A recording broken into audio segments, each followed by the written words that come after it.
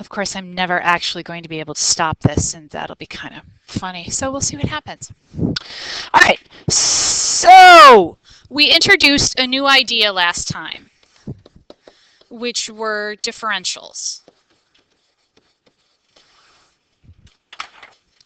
And remember, differentials was a new, different way that we were going to look at something we've been looking at before. So remember that originally we talked about dy dx as a single thing. And now what we're going to do is, well, we're going to acknowledge that that's equal to f prime of x, but we're going to say that dy is f prime of x times dx. And we did a couple examples, and we talked about how we were looking at how a change in dx made a corresponding change in dy, and that those things were connected by f prime of x. And that if I had some kind of curve, maybe a curve that looks like this, down here, that change in dx corresponded to this change in dy, and that was a pretty big change. But that when I got up here and I made the same change in dx, now I had a much smaller, that did not work out the way I wanted it to. I have the same change in dx, but I really have a much smaller change in dy. And so that f prime of x, which is really the slope, affects how the y direction is affected by a change in the x direction. Okay. So we're going to connect this to linearization, which was kind of the reason that we talked about linearization. And the book tells us that if dx is pretty small, so we're talking about a really small part of our curve, then the change in the linearization, right, the straight line, which is easier to calculate, is going to be the same as the change in f of x as long as we're very near that point, x equals a. Okay? So we're going to talk about the differential estimate of change. Did we do this? I don't think we did.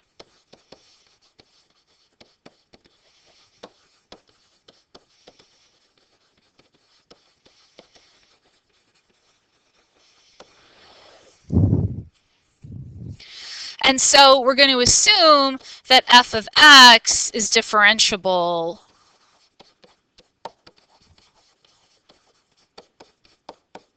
at x equals a.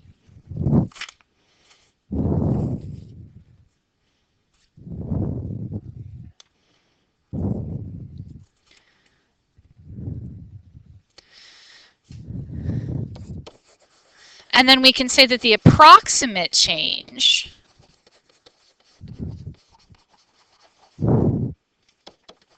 in f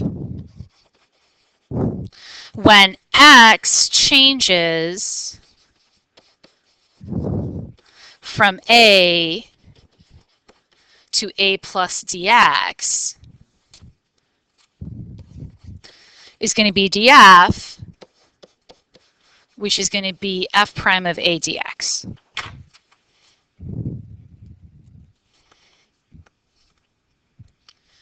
And so like we've been talking about, the steeper the slope here, the steeper the slope, the bigger that change is going to be.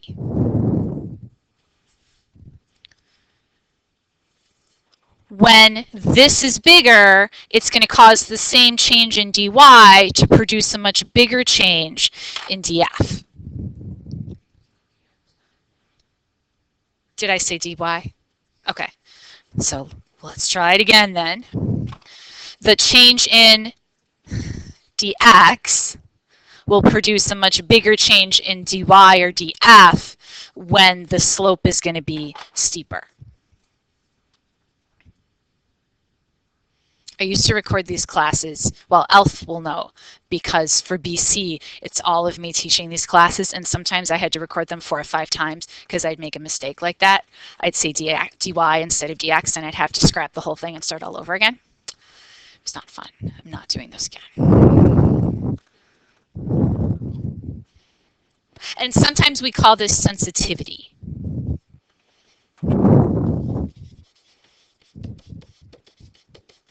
And we'll come back to sensitivity.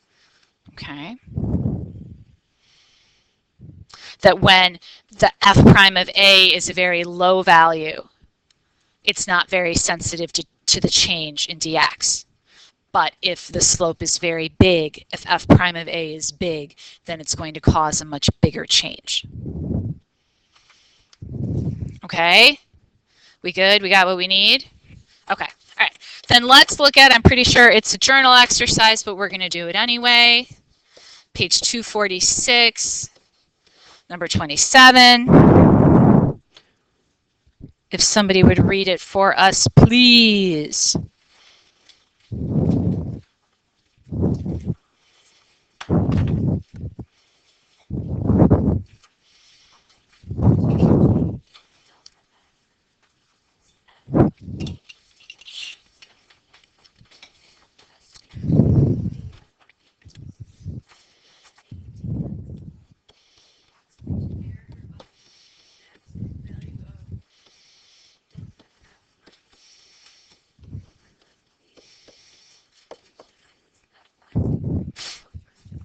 Well, we could write it up. You could say it anyway, Priya.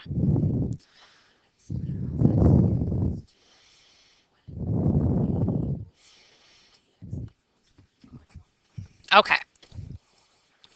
So part A asks us for the true change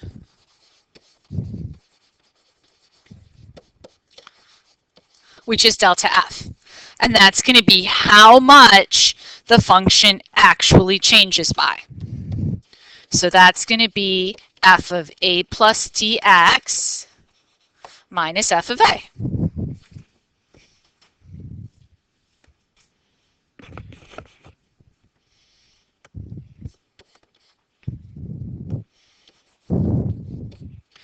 So that's going to be f of 0 plus 0.1 minus f of 0, because a is equal to 0 and dx is equal to 0.1.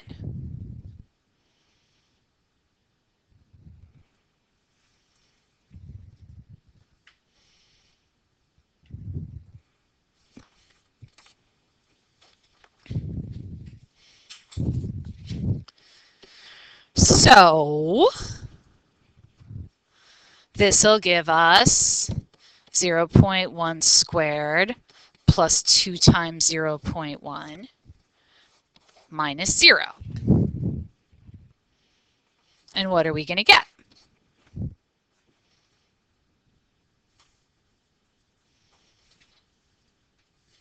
What'd you get, Rebecca? 0.21. Let's have confirmation here. Yes? Elf says yes. Okay.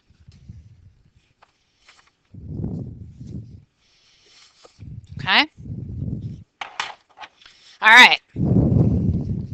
So part B asks us for the estimated change, which is the thing I just defined on the previous screen.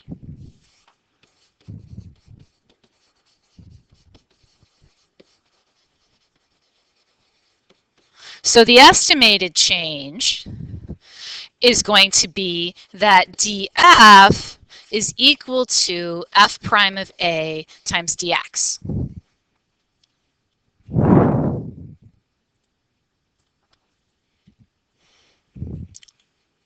So what's the first thing we're going to have to do here? Find f prime.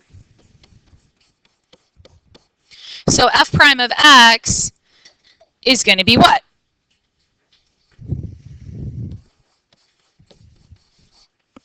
Okay. So we come down here again. We're going to have df is going to be f prime of 0 times dx because our a is equal to 0.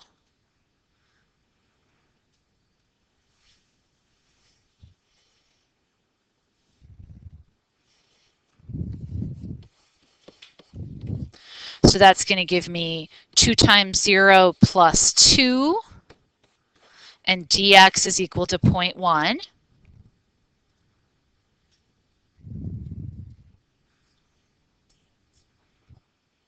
No. Priya, you do not need your calculator. What's it going to be? 0.2.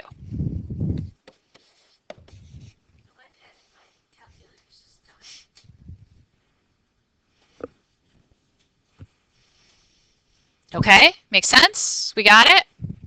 All right, so then the last thing we're supposed to find is the approximation error.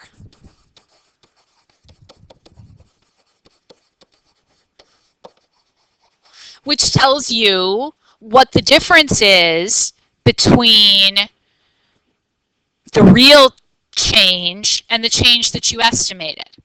Okay, so that's going to be the real change minus the estimate or the differential estimate of change. So that's going to give us 0.21 minus 0.2, or what? 0.01, which is pretty good. Good to within 1%.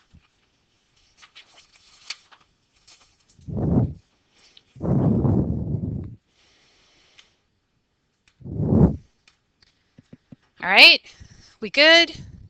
We got it?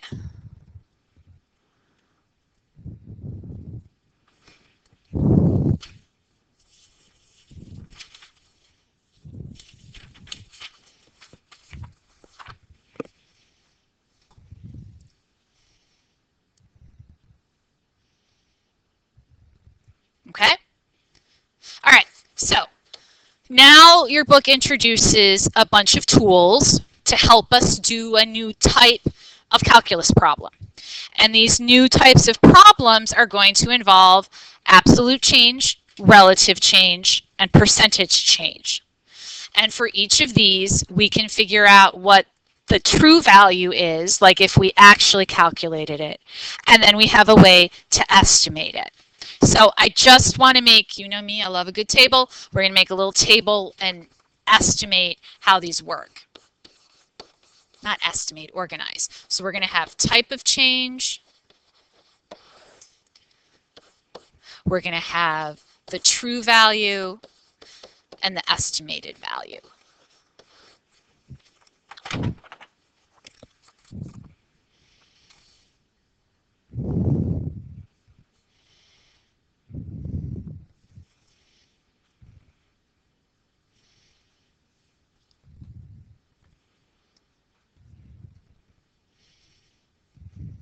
Okay, so we're going to start with absolute change. This is how much the y value changes by. And the true absolute change is we're actually going to take the difference of our new value minus our old value.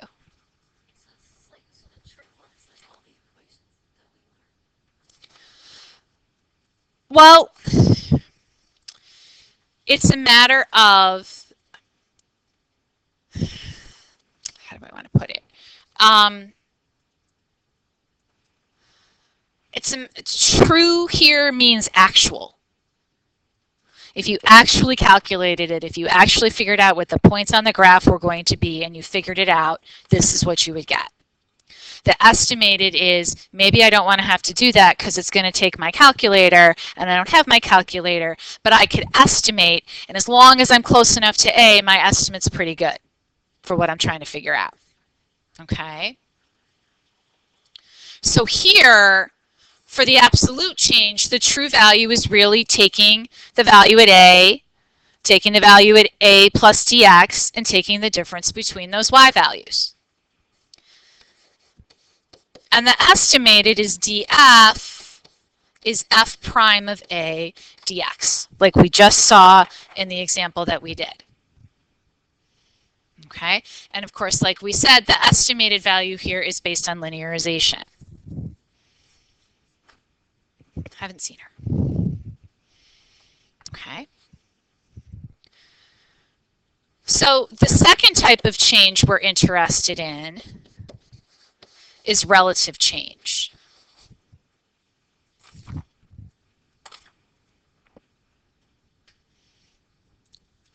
Now, if your absolute change is like 100, that seems like a pretty big number, right? Except that what if it's the difference between 1,000,000 and 1,000,000 and 100? Does that 100 really make it? No, it doesn't really make a big difference at all. So the relative change is you take whatever that change is, but you're dividing it by the value of f at point A. Is it a tiny little bump, or is it really a big peak? If we're talking about the difference between, 100 and 200, that makes a really big difference. Or if we're talking about the difference between 10 and 110, that absolute change of 100 makes a pretty big difference. And the estimated the estimated relative change is going to be df over f of a.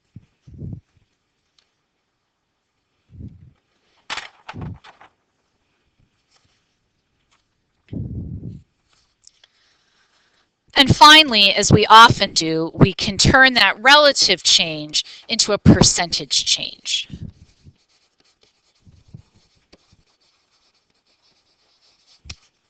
So that would give us delta f over f of a times 100 and df over f of a times 100.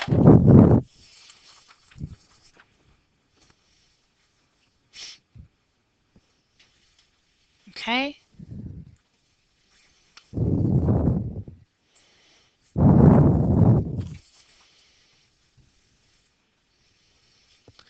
We got it? We good? Okay. So let's try a couple of examples here. So we're going to start with page 247, number 45.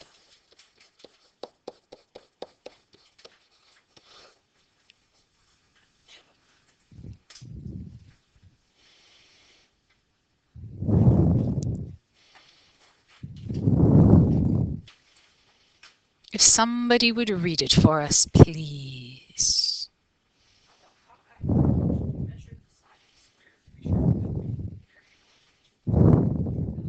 Okay, so what kind of change are we talking about here? Percent change. Okay, so remember that percent change is going to give me something like delta area over my area. For some reason, I've chosen my value to be S times 100, and we want that to be less than or equal to 2%. Okay, if A is going to be my function for area.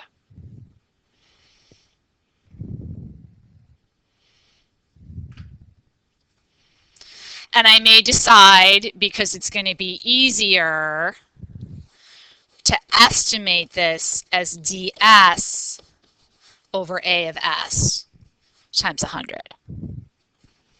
Because in general, it's easier for me to figure out that differential than it is for me to figure out what the difference is between two actual values. Okay.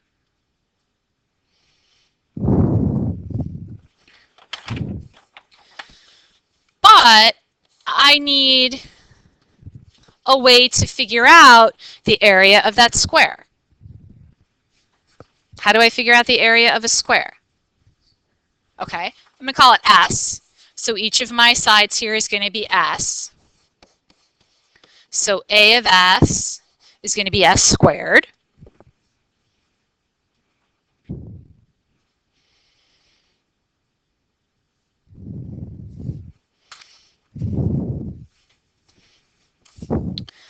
And then dA, if I take the derivative of both sides, is going to be equal to what?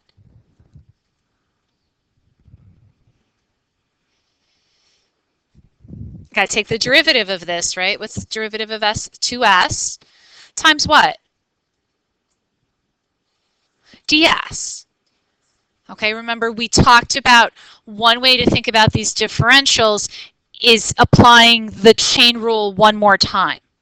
So yes, I took the derivative of this part and I got 2s, but now I need to take the derivative of what's inside, which is that s, and that gives me ds.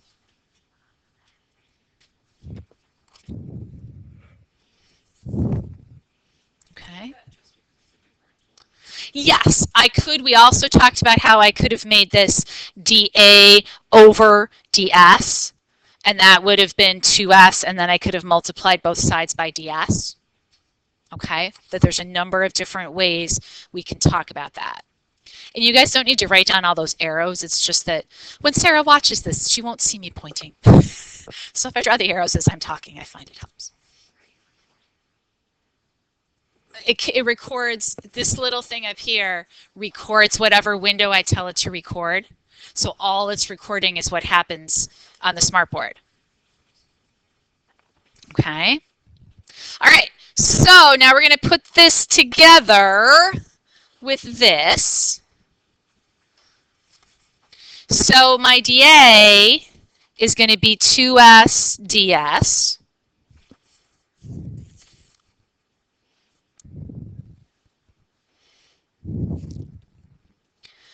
My a of s is going to be s squared. I'm going to multiply that by 100, and I want that to be less than or equal to 2%.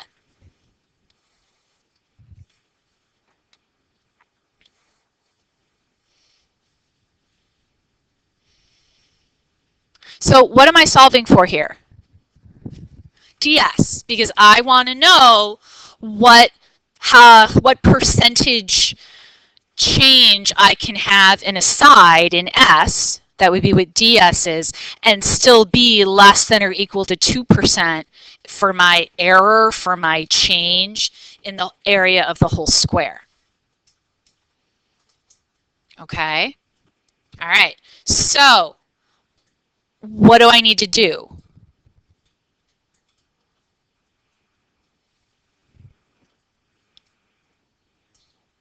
I need to solve for ds. So what can I do?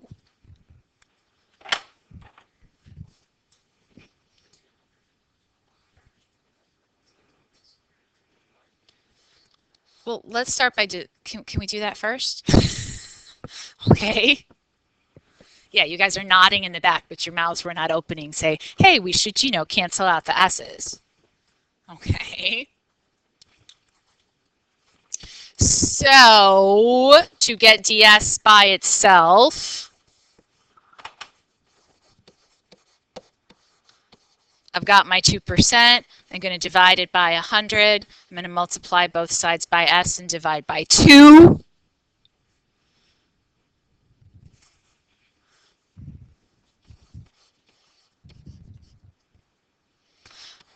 My 2's are going to cancel.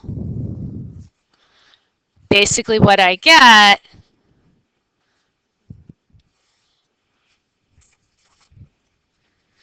is that I need to be accurate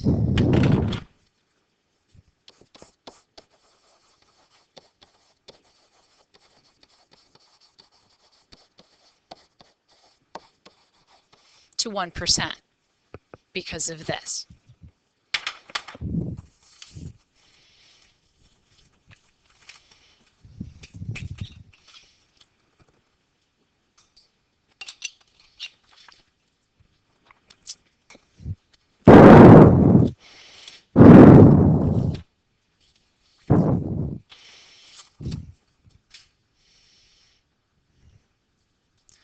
All right, we got it?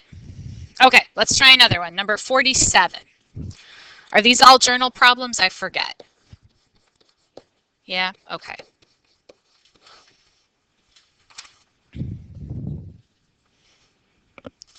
So somebody read us number 47. I like this one.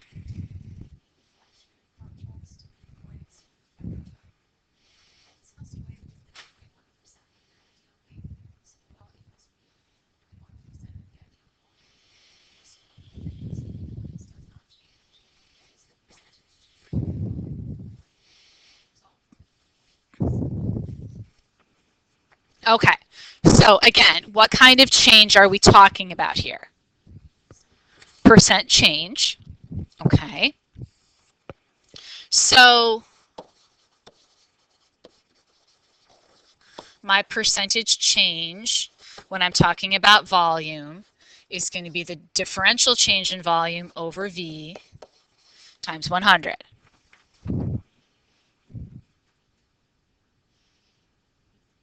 And of course, what they're measuring when they make the coins in the mint is the radius. That's a lot easier to measure than a volume. Okay? And we've decided that the thickness is not going to be an issue. So what shape is a coin, really? Cylinder. Ah, okay. So what's the volume of a cylinder?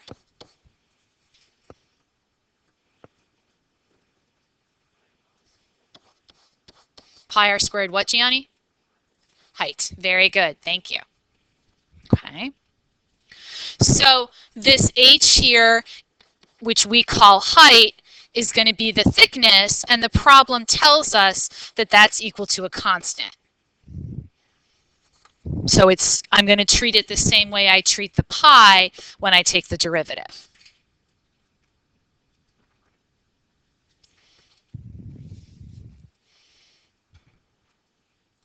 So I know from my formula up here that I'm going to need dV. So I'm going to need to take dV. I'm going to leave my pi h because those are constants, so they're just going to be out front. And then what do I get when I take the derivative of the r squared? 2r dr.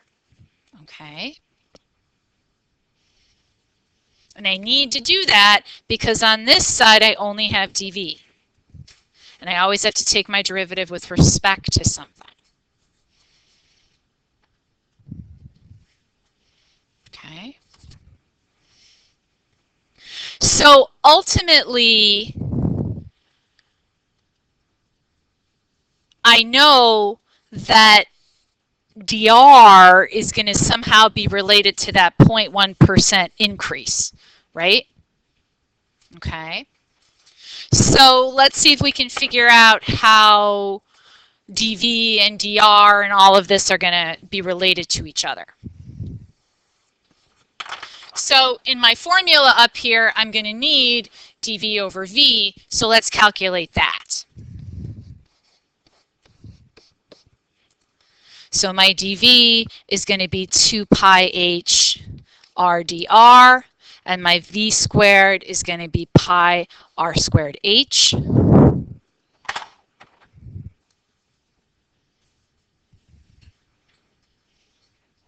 The h's cancel, which is why we don't really have to worry about them. The pi's cancel as well. And one of the r's in the numerator. Thank you for your participation. So this is going to give me 2 dr over r.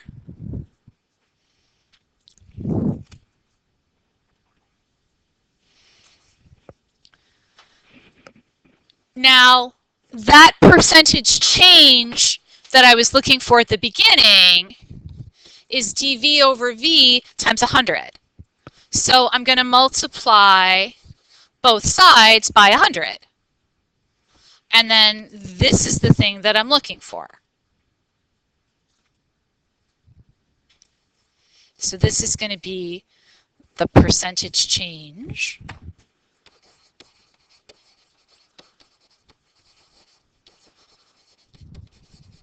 Ah.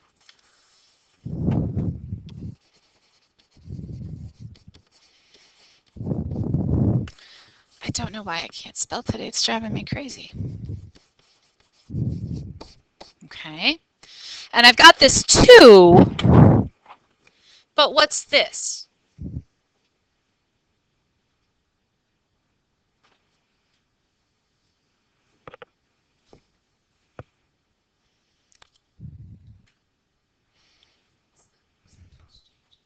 It's the percentage change in radius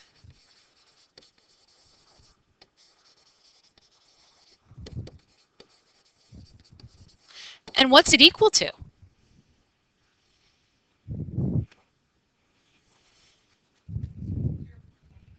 0.1%.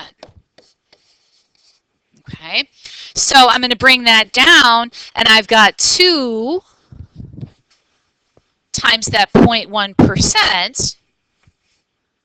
So I know that my percentage change in volume is going to be 0.2% if I have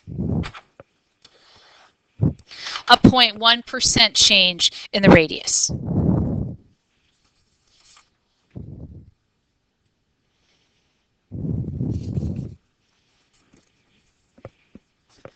Okay, we got it?